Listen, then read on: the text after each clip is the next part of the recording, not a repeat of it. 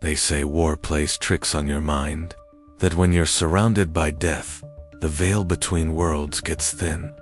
This is a story about what happened to a recon team in Vietnam. A story whispered among vets who still won't sleep near jungle sounds. They call it the Phantom Base. It was 1970. The war was dragging on. Our recon team, just 5 of us, got dropped in the Central Highlands near the Cambodian border. We were tasked with confirming reports of enemy movement through the valley below. Routine op, 3 days, in and out. We were all used to jungle silence, the heat, the bugs. But this time, something was off from the start. First, our compass needles spun for no reason.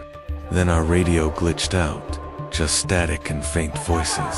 Some in English, some in something else. Captain Reynolds called for a halt. Set up camp here. We'll head back in the morning. That night, a thick fog rolled in, not like the usual mist. This was heavy, yellowish, almost glowing in the moonlight. By morning, the path we came from was gone, swallowed up in white. We tried our maps. GPS didn't exist back then. We were blind. Then, we heard it. A faint hum, mechanical. Reynolds froze. "You hear that?" We all nodded.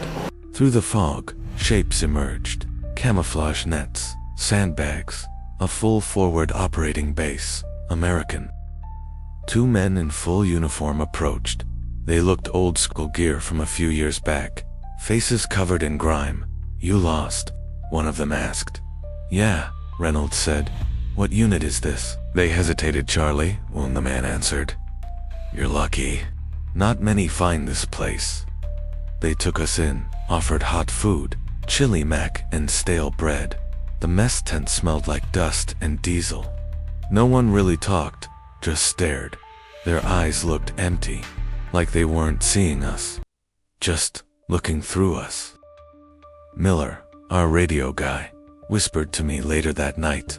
"Something's not right, man. Their radios aren't hooked up. Their maps are years out of date." I asked if he wanted to leave. He nodded, but we were surrounded by jungle and fog. No direction, no signal.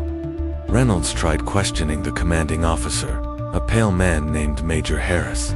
"You boys get fresh drops." Harris smiled too wide. "We get what we need." The next morning, I went to wash up. Behind the barracks was a small graveyard. No crosses, just sticks with dog tags. I bent down to read one, and froze. It had my name on it. My blood ran cold. I checked the others. One had Reynolds' name, another, Miller. All 5 of us, already buried. I sprinted back to the others. "Pack your gear. We're leaving now." The fog was even thicker now, but we didn't care. We ran, pushed through vines, thorns, tree roots, and then a clearing. Nothing behind us but jungle. No base, no tents, no footprints, just birds chirping. Normal jungle sounds. When we made it back to command, 2 days later, half dead and dehydrated, we told them everything. They pulled out a map. "Charlie Young," the officer said. "That fob was overrun in 67, completely wiped out. No survivors. We shelled the area afterward."